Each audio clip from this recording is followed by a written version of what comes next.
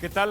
Buenos días. Serena dice estar lista para negociar. El gobierno dice que está listo para negociar. Entonces, ¿por qué no negocian? De eso y más hablamos hoy en República.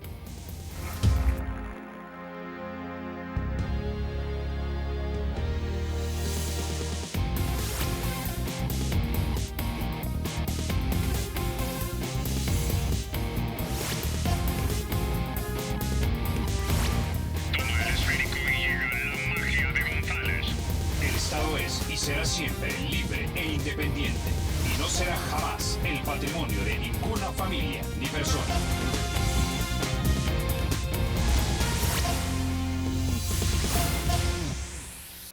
Bueno, sin mayor preámbulo, vamos a introducir a nuestro invitado. Es un placer tener siempre en República a don Eugenio Chicas. Él es el secretario de Comunicaciones del presidente Salvador Sánchez Serén. Don Eugenio, bienvenido a República. Buenos días, Carlos, y un saludo a todo el personal del Canal 33 y al pueblo salvadoreño que está atento a esta importante señal. Ok, don Eugenio, antes de irnos al tema, digamos, fundamental de esta entrevista, que es ese impasse en las negociaciones por lo de la crisis fiscal y liquidez en el gobierno, algo que es una noticia en desarrollo, básicamente, y es que Lisandro Moisés Chávez Vigil, capitán del Estado Mayor, fue condenado a 5 años de prisión por delito de fraude procesal por el Tribunal de Sentencia de Santa Tecla, en el caso en el que la camioneta presidencial atropelló a un motociclista a horas de la madrugada, un 1 de mayo de 2016. El capitán Chávez Vigil básicamente dice que el jefe del Estado Mayor Presidencial, el teniente coronel, le dio la orden de ir a recoger una camioneta por desperfectos mecánicos. Ya en el lugar, supuestamente le da la orden básicamente a los policías de que tiene que llevarse la camioneta. Supuestamente tuvo también la colaboración o la aprobación del director de la Policía Nacional Civil, el comisionado Howard Cotto. Quisiera que nos explicara exactamente qué fue lo que sucedió esa noche del 1 de mayo, don Eugenio. No tengo información de qué ocurrió. Definitivamente este es un tema judicial y como tal se está dirimiendo como un tema judicial. Yo creo que lo que sale a luz en este aspecto, en primer lugar, es la importancia de los procedimientos cuando ocurre un percance de esta naturaleza, porque estamos ante un hecho que fue un accidente de tránsito y tal como lo reflejó el diario de hoy en aquel momento, un motociclista que iba en estado de ebriedad, dijo el diario de hoy en ese momento, porque según testimonio de un familiar del occiso, pues leían el periódico de una fiesta de algo así y en estado de ebriedad invadió el carril donde venía la camioneta y se generó el percance.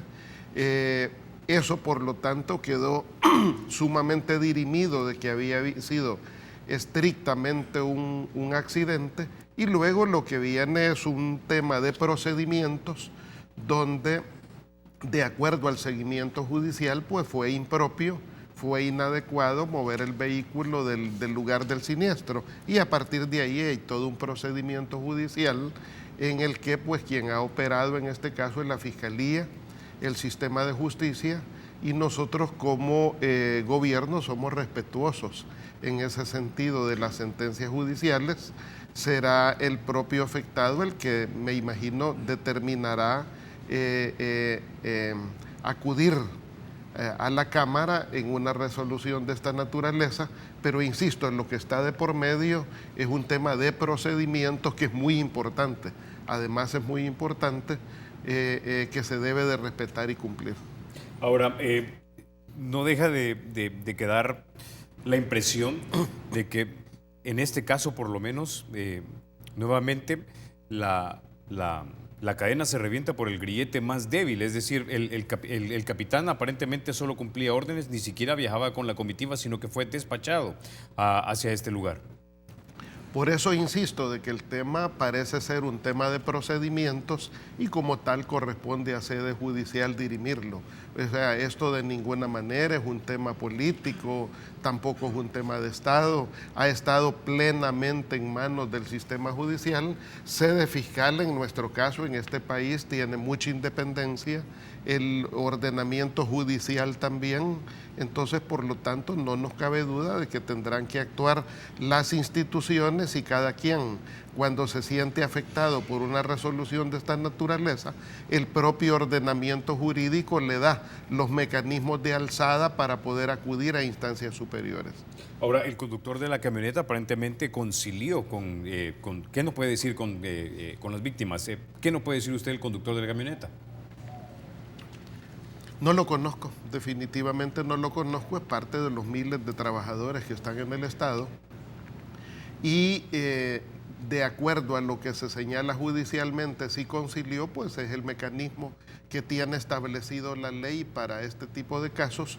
Nuestro país, por ejemplo, adolece de un tema grave de siniestralidad derivada de los accidentes de tránsito.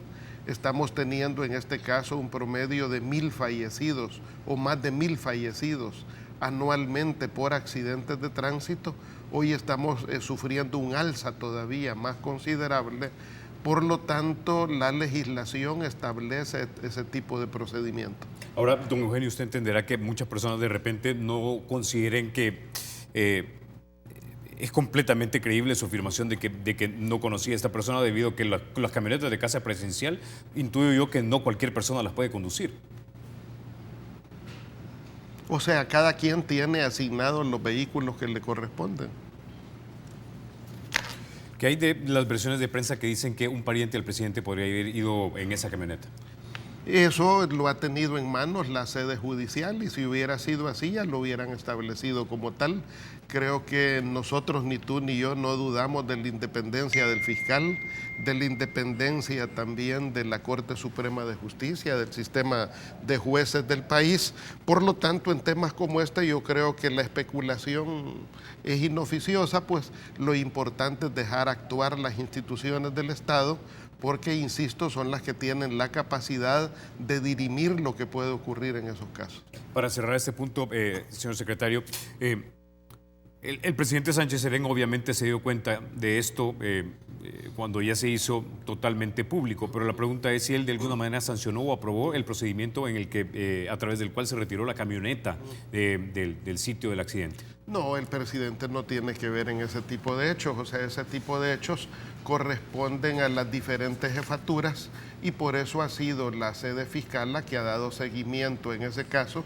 Si el presidente hubiera tenido que ver con algo de eso, hubiera saltado el asomo en el procedimiento judicial o fiscal y de ninguna manera no hay un hecho que refiera que el presidente pueda estar ligado a ese tipo de incidentes. Aquí hay diariamente accidentes de distintas instituciones, pueden ser municipalidades, pueden ser ONG, pueden ser instituciones de gobierno, o sea, los accidentes se repiten y están fuera del contexto de cualquier señal o intención política. Ok, bueno, pasemos entonces al siguiente tema, señor secretario, y es el siguiente. El partido Arena, ayer la diputada Ana Vilma de Escobar estuvo aquí en República, nos dijo básicamente que están abiertos a la negociación. Es decir, que tiene que ser un diálogo o negociación, pero en este momento lo que ellos argumentan es que simplemente los llaman a casa presidencial para conversar, pero que realmente no hay un intercambio o por lo menos públicamente, no hay un intercambio de requisitos y de concesiones. La señora Vilma de Escobar miente. Miente en el sentido de que Arena desde el año pasado firmó un documento que establece todo el procedimiento de negociación. Arena estuvo de acuerdo y contribuyó a articular todo el mecanismo en el cual hay 4 mesas temáticas para dirimir la crisis que vive el país. Y pues desvergonzadamente en este caso algunos personeros están señalando de que no hay mecanismo, de que no hay procedimiento, de que solo se informa. No, están las 4 mesas y de las 4 mesas el partido Arena se ha retirado. O sea, hay una mesa donde ellos se comprometieron a abordar la situación fiscal del país y tiene la temática establecida esa mesa. O sea que Arena está incumpliendo en esta mesa. Hay una segunda mesa para abordar la problemática de fondo del sistema de pensiones. Arena se ha levantado de esa segunda mesa. Hay una tercera mesa para abordar el crecimiento económico del país y hay una cuarta mesa para abordar los temas del café. O sea, en este caso Arena no puede alegar ni falta de mecanismos, ni falta de procedimientos, ni falta de acuerdos, porque ese acuerdo fue suscrito, fue firmado, fue avalado, Arena participó. Entonces, por lo tanto, si Arena no llega a las mesas, es porque su dirigencia como tal, o algunos de sus dirigentes así lo han establecido. El propio señor Interiano ha manifestado el poco interés de regresar a esas mesas. Entonces, ahora, eso no exonera de que en este país no haya diariamente mecanismos de diálogo y negociación. Diariamente, porque este gobierno, nuestro gobierno, el presidente Sánchez Serén, tiene diferentes mecanismos, hay diferentes mesas establecidas. Por ejemplo, hay una mesa de partidos políticos donde están las fuerzas con representación legislativa. Arena decide cuándo quiere llegar o cuándo no quiere llegar.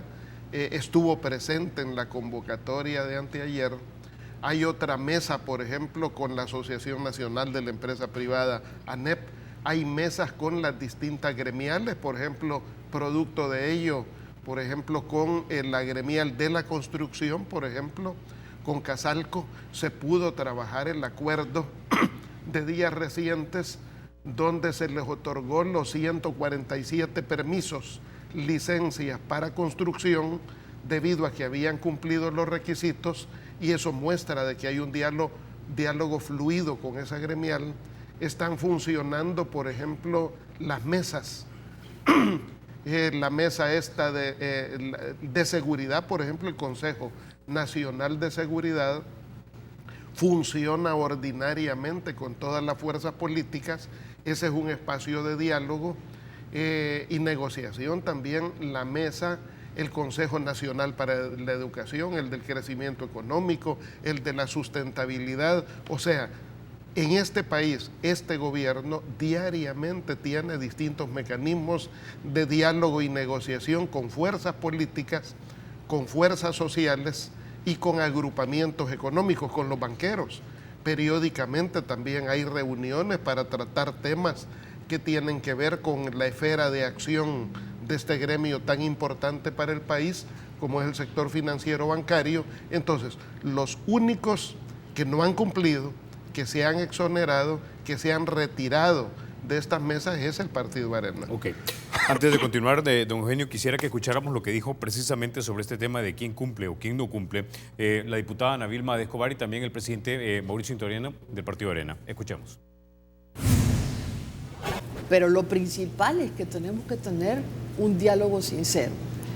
La mayor responsabilidad ahora en cuanto a arreglar la situación del país, y no me refiero solamente a cuadrar los números, porque lo que más le preocupa a los salvadoreños es la falta de trabajo, la inseguridad, la falta de medicina, etcétera, cómo está la economía.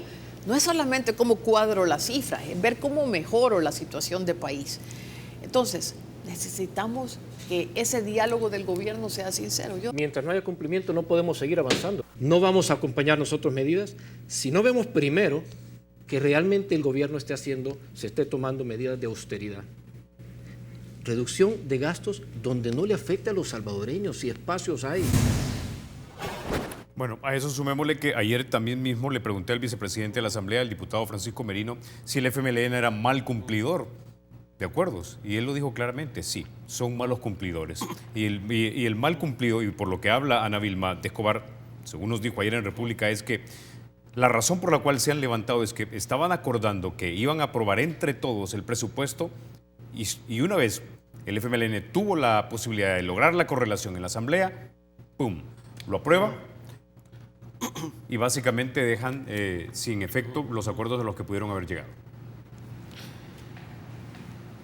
Quien incumple en este caso es Arena, porque quien se levanta de la mesa y abandona el diálogo es Arena. O sea, el incumplimiento sobrecae en Arena. Si Arena tiene alguna observación, alguna discrepancia, alguna molestia, si algo no le gusta, para eso es el diálogo. Para eso están las mesas, para que lo exponga, porque en este caso ellos alegan el tema del presupuesto. pero si el presupuesto se ha aprobado tal cual lo señala la Constitución. Si nos hubiéramos atenido a Arena, estas serían horas de que el país no tendría presupuesto todavía. ¿Por qué? Porque el espíritu de Arena ha sido boicotear, sabotear, obstaculizar. Entonces, por lo tanto, el presupuesto se ha aprobado tal cual lo señala la Constitución, con el número suficiente de votos, por lo tanto tiene legalidad, legitimidad, oportunidad, porque el país necesita los recursos. Por ejemplo, en ese presupuesto están establecidos más de 980 millones de inversión pública. Es importante dar respuesta a las importantes necesidades de desarrollo gubernamental. Por lo tanto, lograr la aprobación presupuestaria está dentro del contexto que le hemos señalado con claridad a Arena, si ellos no son los únicos en el diálogo. Ahora, señor secretario, debo entender entonces que nunca hubo una promesa de parte del gobierno de no impulsar la aprobación del presupuesto, aunque tuviera los votos, sin antes cumplir con las peticiones que el partido Arena estaba haciendo para la aprobación de este. Nunca hubo ese compromiso. ¿Cómo no? Pero es que Arena incumplió. ¿Por qué? Porque el presupuesto debe de aprobarse a más tardar el 31 de diciembre. Entonces, quien incumplió es Arena. ¿Por qué? Porque el presupuesto fue trasladado en tiempo a la Asamblea Legislativa el 30 de septiembre. Se tuvo todo el mes de octubre, todo el mes de diciembre, todo el mes de noviembre y diciembre. Entonces, y Arena no cumplió contribuyendo a la aprobación del presupuesto, y Arena lo que hizo fue sabotearlo, bloquearlo, para que llegara el nuevo año sin presupuesto. Entonces, ¿qué le corresponde hacer al Ejecutivo en este caso? Cumplir la ley. O sea, quien incumple en la aprobación del presupuesto fue Arena. Quien se levanta de las mesas de negociación es Arena. Quien no tiene, por ejemplo, Arena incumple en el tema, por ejemplo, de la mesa, de la reforma del sistema de pensiones. Por ejemplo, yo pregunto, ¿acaso en República o acaso en el Canal 33 o en cualquier medio, Arena ya mostró cuál es su propuesta de reforma al sistema de pensiones? Arena ha incumplido en ese sentido. Nosotros como gobierno tenemos propuesta la reforma del sistema de pensiones. Las propias AFP están gestando su propia iniciativa. Pregunto, ¿dónde está la propuesta de Arena para reformar el sistema de pensiones? ¿Quién incumple? Incumple quien no tiene propuesta, quien no contribuyó a la aprobación en tiempo del presupuesto, quien no tiene en este caso voluntad de estar en las mesas de diálogo. Arena incumple. Pero la pregunta es, ¿por qué incumple Arena? ¿Por qué se levanta de las mesas del diálogo? Sencillamente porque el cálculo de Arena es un cálculo electorero.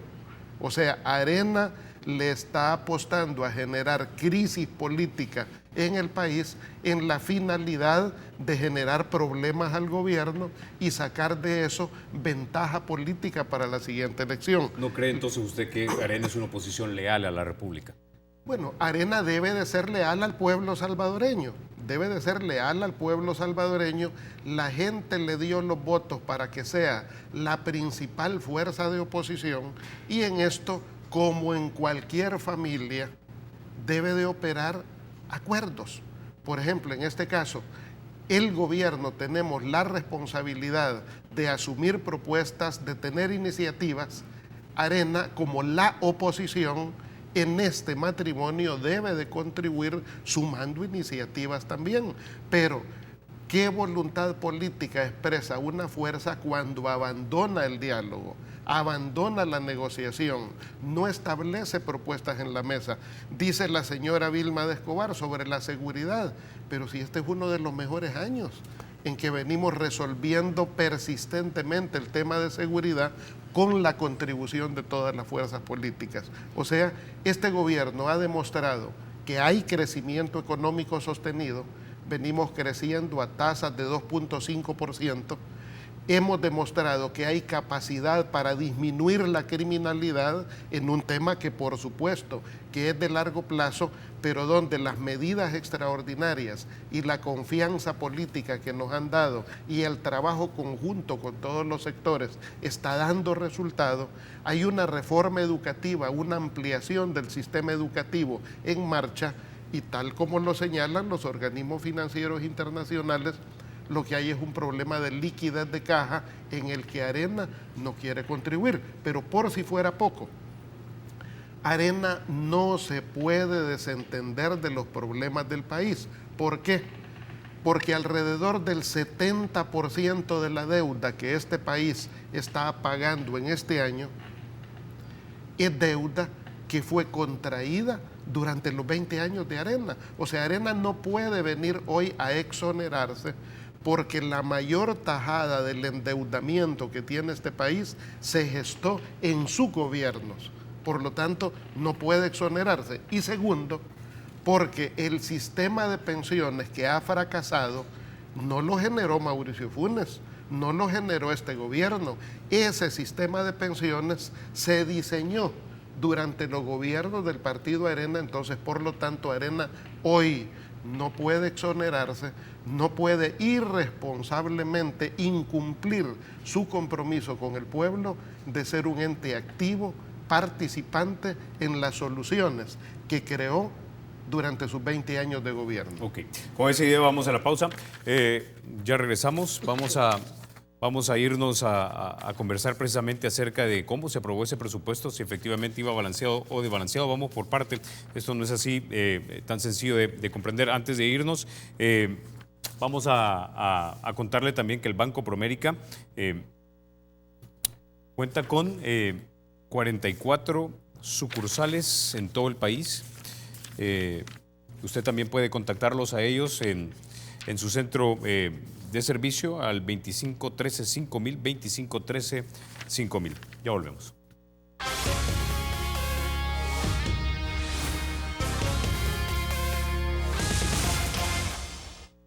Gracias por continuar con República. Bueno, don Eugenio, vamos por partes entonces. Vamos ahora con la aprobación del presupuesto. Está clarísimo que en este momento, por lo menos, hay desconfianza tanto del FMLN, tanto del gobierno como de Arena para sentarse y negociar. Eso lo tenemos clarísimo. Pero ahora vayamos entonces a algunas de las causas que ellos miran como, por lo menos de parte del partido Arena, de la desconfianza que les despierta el partido FMLN y el gobierno. Quiero que pongamos en pantalla algo de lo que dijo don Roberto Lorenzana, el secretario técnico de la presidencia, cuando estaban en las discusiones sobre la aprobación del presupuesto. Don Roberto había dicho lo siguiente: Arena, siendo el partido mayoritario, teniendo el grupo parlamentario más grande, no tiene la capacidad de construir entendimientos con los otros sectores políticos.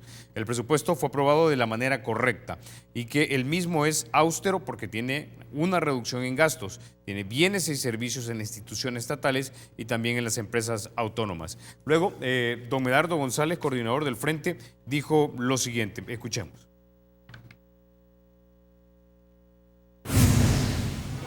Lo cierto es que el presupuesto está financiado, porque ellos dicen que el presupuesto no está financiado. El presupuesto está financiado según la ley del presupuesto de nuestro país.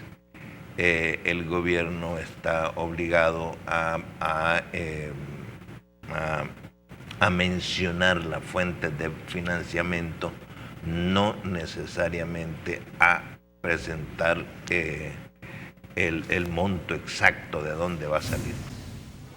Ok, ahora vamos entonces a lo que dice don Medardo, la ley de la República. El artículo 227 dice lo siguiente, de la Constitución: el presupuesto general del Estado contendrá para cada ejercicio fiscal la estimación de todos los ingresos que se espera percibir de conformidad con leyes vigentes a la fecha en que sea votado, así como la autorización de todas las erogaciones que se juzgue convenientes para realizar los fines del Estado.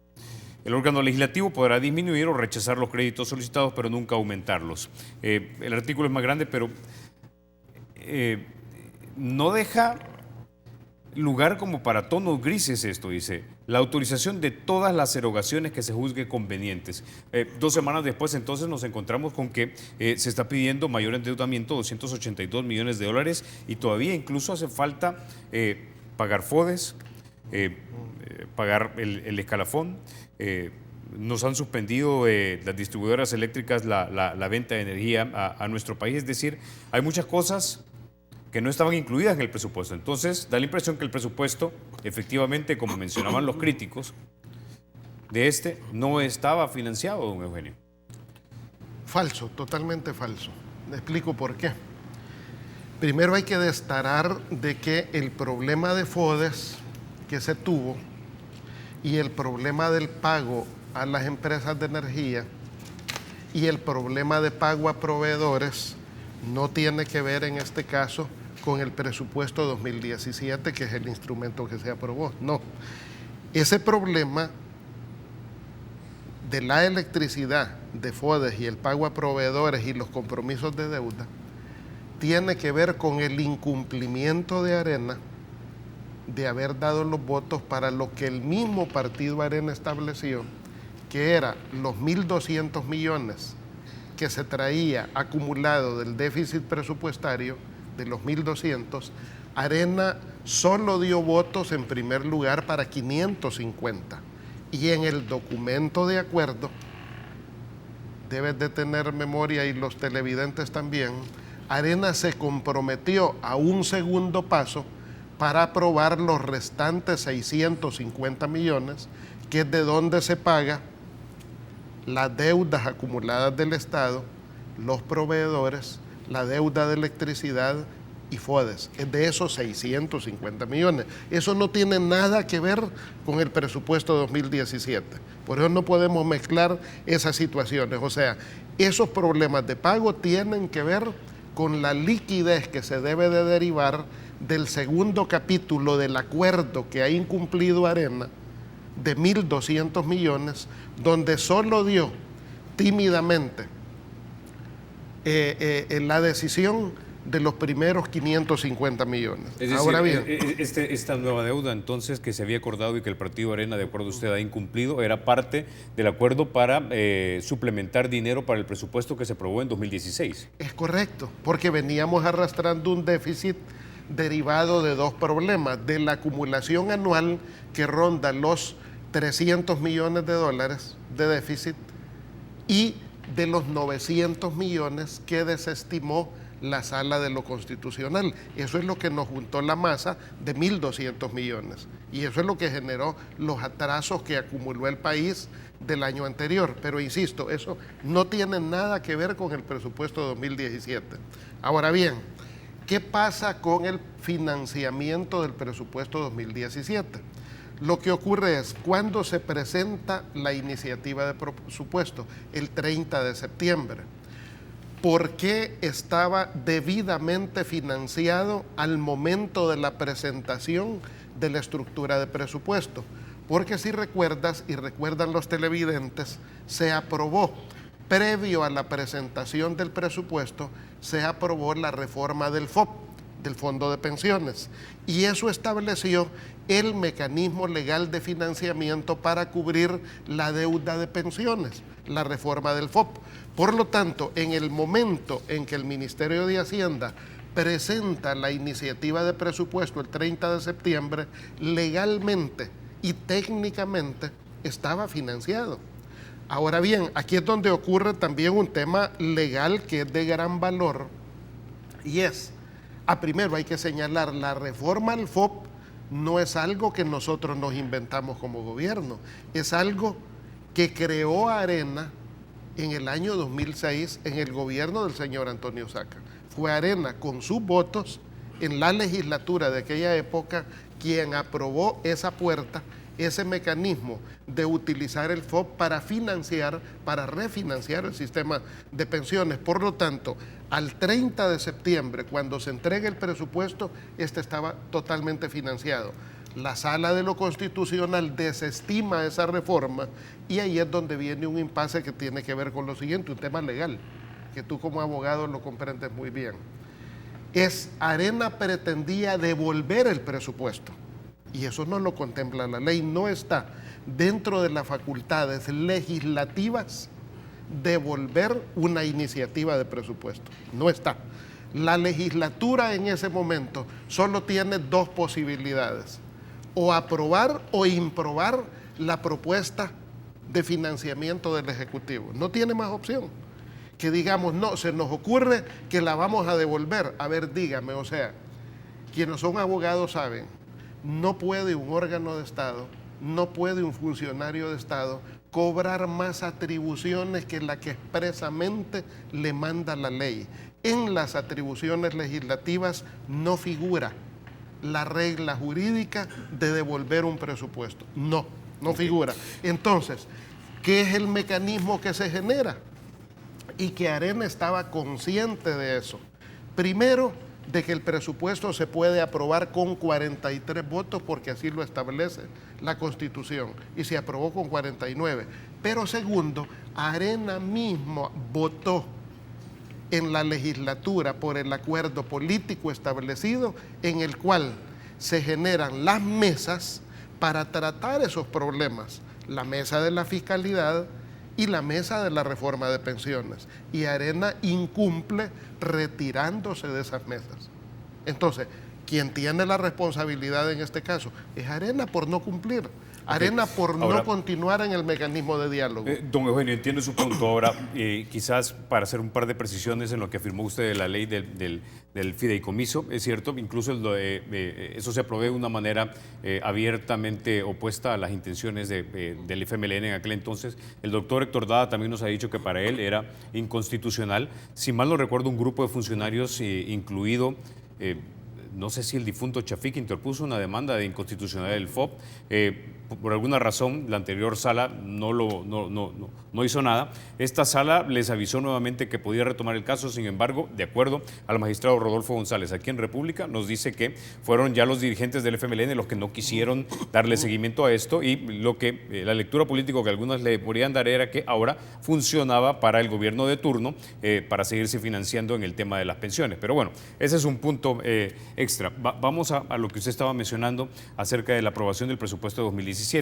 Por ejemplo, tengo entendido que las erogaciones o los gastos de pensiones de los pensionados de la Fuerza Armada no están incluidas dentro de este presupuesto. Nunca estuvieron. Alguien que me diga en cuál de los presupuestos han estado cargadas las erogaciones del ITFA. ¿En cuál? ¿Cuándo? Durante los gobiernos de Arena, ¿cuándo un presupuesto registró ITFA dentro del presupuesto general de la República? Nunca. ¿Por qué? Porque el ITFA tiene su propio estatuto, su propio mecanismo de gestión. Claro, lo que pasa es que entró en crisis, obviamente, y necesita una reforma. Y volvemos al tema. El ITFA no tuviera la crisis que tiene si Arena volviera a la mesa de negociación, a la mesa de diálogo, si Arena cumple sus compromisos, y es en esa mesa donde establecemos qué mecanismos podemos articular para resolver el tema de pensiones de la Fuerza Armada. Este gobierno tiene propuestas para esos temas, pero eso se debe de dirimir en la mesa. Entonces, por lo tanto, no es en el instrumento presupuesto donde se tenía que incluir eso. Incluso el año pasado, recordemos, en el presupuesto 2016, ¿hubo fondos para el ITFA en ese presupuesto? No. Ahora, don Eugenio, ¿cómo se financió? Solo para cerrar, ¿cómo se financió en el año 2016 los fondos del ITFA? Fue con la aprobación y los votos de Arena para los 152 millones, 37 de los cuales sirvieron para financiar el ITFA. Señalo eso para volver a recalcar, ¿quién incumple? Es Arena quien incumple. Ahora, don porque Eugenio, no es parte del presupuesto. Yo entiendo que el partido Arena tampoco puede darse baños de divinidad o de completa honestidad intelectual en este punto. Es decir, nosotros sabemos y lo hemos reportado a lo largo de los años, no solamente Canal 33, sino el resto de periódicos, que también los presupuestos se aprobaron de manera engañosa en los gobiernos de Arena. Y recuerdo también que el FMLN precisamente en la Asamblea se mostraba opuesto a esto. Ahora, solo porque algo se hizo de una manera viciada en el pasado no quiere decir que se debería seguir haciendo de esa manera. La Constitución dice que todas las erogaciones, y no hay ninguna ley que le diga que incluís y que no incluís. Si ya sabemos que el gobierno, es decir, el Estado, va a asumir las erogaciones de las pensiones, eso quiere decir que esto debería ser incluido en el presupuesto, y si no es incluido en el presupuesto, pues por lo menos sincerado a nivel público y decir, miren, para esto vamos a necesitar préstamos y necesitamos que ustedes nos apoyen con esto, o lo incluimos de un solo en el presupuesto y lo aprobamos con 56 votos. Tú tienes toda la razón, eso es correcto tal cual lo señalas, y precisamente por eso es que el presidente Salvador Sánchez Serén hace rato planteó la necesidad de sentarnos y que haya seriedad respecto a que este país necesita una profunda reforma fiscal. Por todo lo que señala, es cierto, es correcto. Por ejemplo, ¿cómo resolver los problemas de liquidez del Estado si en este país hay más de 1.500 millones de evasión y elusión fiscal? Eso amerita una solución. De ahí podríamos, este país no necesita ningún nuevo tributo, ningún nuevo impuesto, si resolvemos el tema de la evasión y la elusión fiscal. Y por eso este gobierno, el presidente, de manera responsable, le ha presentado a la Asamblea Legislativa desde el año pasado la iniciativa de la ley del cobro coactivo, que permita resolver las deudas que muchos privados tienen con el Estado. O sea, precisamente la mesa fiscal, ese es el sentido que tiene. O sea, este país, tú tienes toda la razón, no puede seguir año con año trampeando, remendando, viendo a ver de dónde sacamos. O sea, ¿por qué seguirnos endeudando si este país, con solo resolver la evasión y la elusión fiscal, no necesitaría seguirse endeudando o estableciendo nuevos tributos? Por ejemplo, yo señalo, ¿cuánto nos da la contribución telefónica, ese 5%? 70 millones. ¿Cuánto significa en el año? ¿Cuánto significa la evasión y la elusión? 1.500 millones. Entonces, la solución en este caso es que Arena cumpla, que Arena vuelva, que se siente y resolvamos. Por ejemplo, ¿cuál es la madre del cordero en el problema de la liquidez de las finanzas públicas? La reforma del sistema de pensiones. O sea, del 3.3% del déficit del Estado, ¿cuánto corresponde de déficit a la problemática de pensiones? 2.2%. Solo 1% corresponde a lo demás. La mayoría del déficit del Estado tiene que ver con las pensiones. Ahora, don Eugenio, ¿por qué Arena no se sienta en este caso? ¿Por qué incumple Arena su responsabilidad de estar en las mesas de diálogo? Ahora, y don negociación? Eugenio, la diputada Nevilma Escobar ayer no lo dijo abiertamente, pero lo insinuó, de que estarían abiertos a considerar ingresos para el Estado, siempre y cuando el gobierno diera muestras de que efectivamente va a tratar de controlar el gasto del Estado. Se enumeraron varias áreas en donde se podría ahorrar, pero requiere de una voluntad política y realmente una visión de estadista. Por ejemplo, el tamaño del Estado. Hay 30.000 nuevos empleados desde 2009, hay 400 millones de dólares más en erogaciones, en pagos por sueldos. Los empleados públicos en general ganan un 70% más de lo que ganarían desempeñando esa misma función en el mercado privado.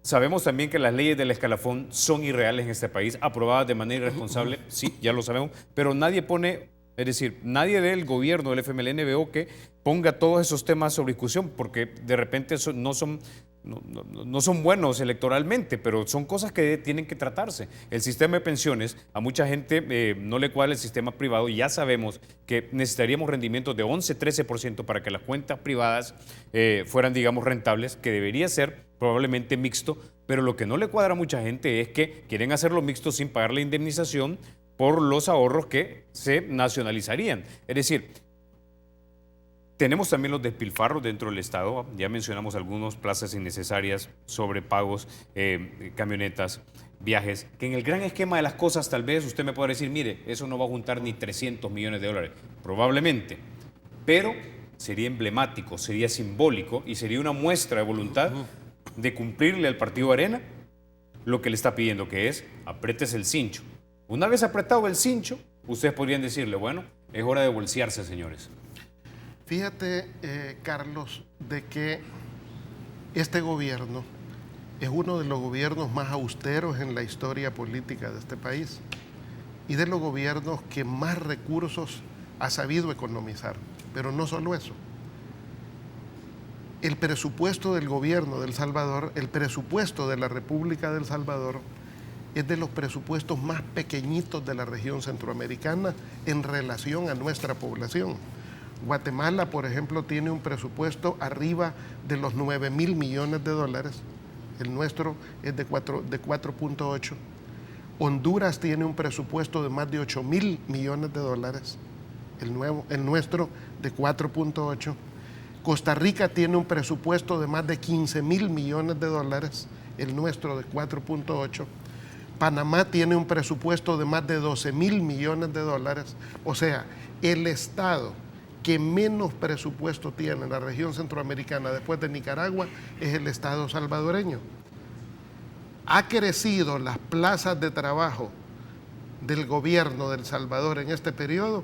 Por supuesto que sí. Si tenemos más policías, si tenemos más trabajadores de la salud, si tenemos más educadores. Lo que pasa es que Arena no quiere ver la relevancia de que este gobierno, porque ha mejorado la seguridad pública en este país, porque la policía, el ejército, hoy tenemos más soldados, también más policía garantizando la seguridad de la población, por eso ha mejorado nuestra seguridad. Por ejemplo, en este gobierno, se ha podido resolver la ampliación del sistema de salud del país, por ejemplo, el Hospital de la Mujer, que fueron obras que el gobierno de Arena dejó tiradas en su periodo. Ese tipo de iniciativas, y a este gobierno le tocó concluir esas obras maravillosas, las carreteras que hemos construido, por ejemplo, el sistema hospitalario se ha ampliado, entonces nosotros con orgullo podemos decir, claro que tenemos más trabajadores de la salud porque somos garantes en este país.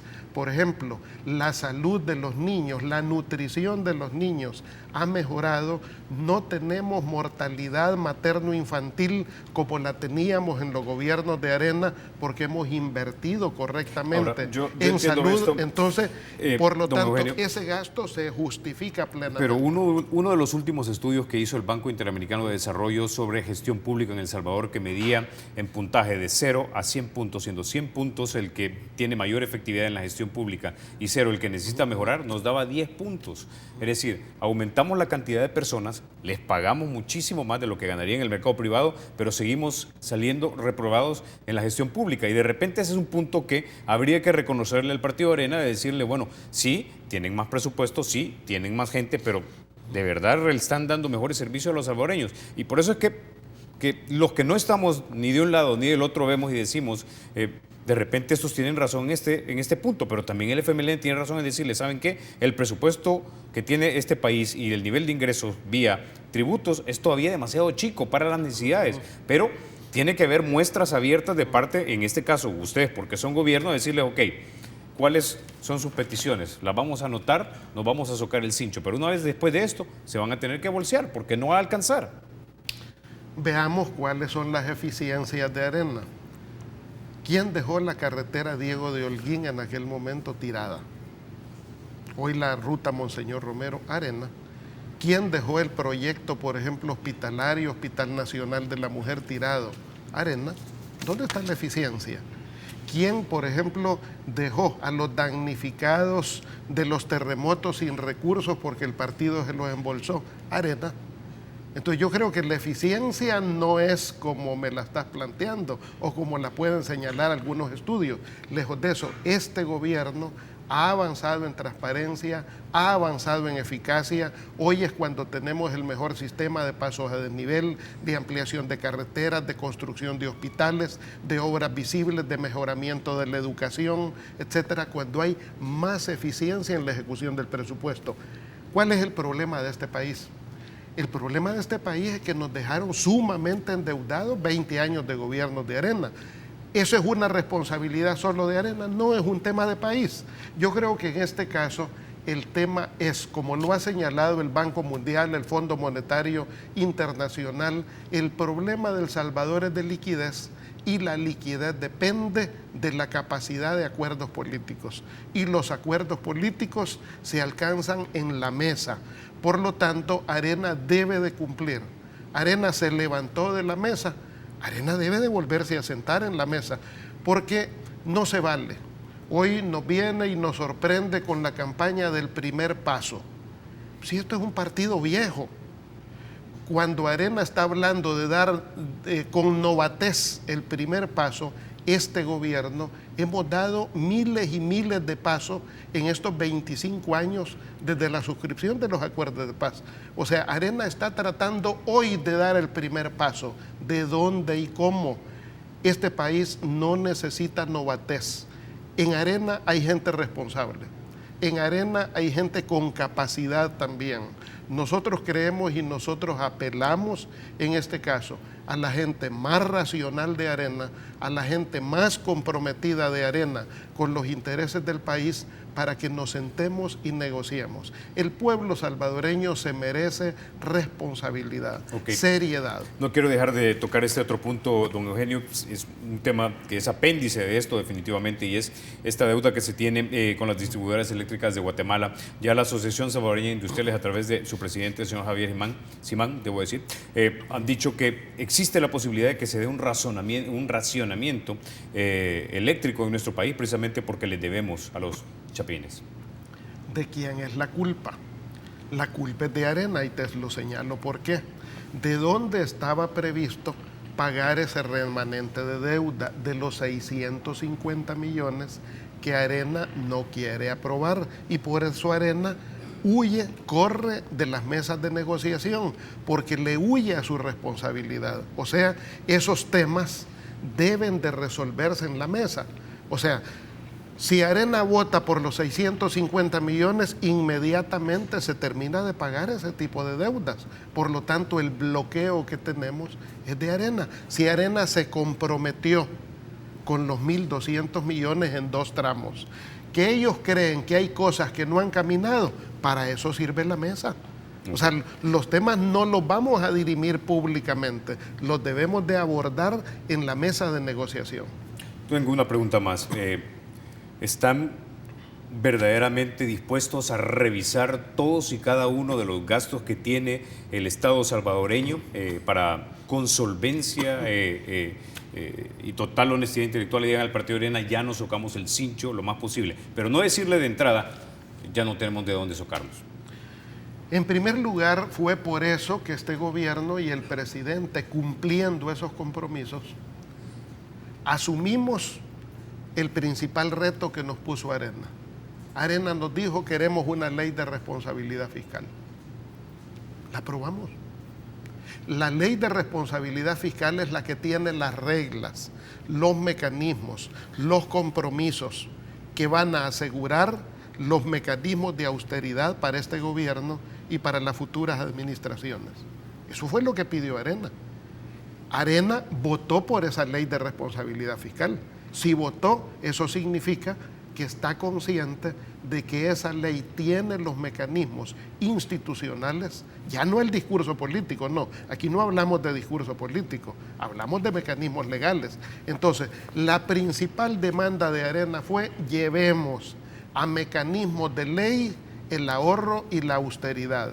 Eso significa la ley de responsabilidad fiscal. Que Arena tiene opiniones de cómo ejecutar mejor ese instrumento, siéntese, discutamos. Perfecto, listo. Con eso ya nos quedamos, vamos a la pausa y ya volvemos.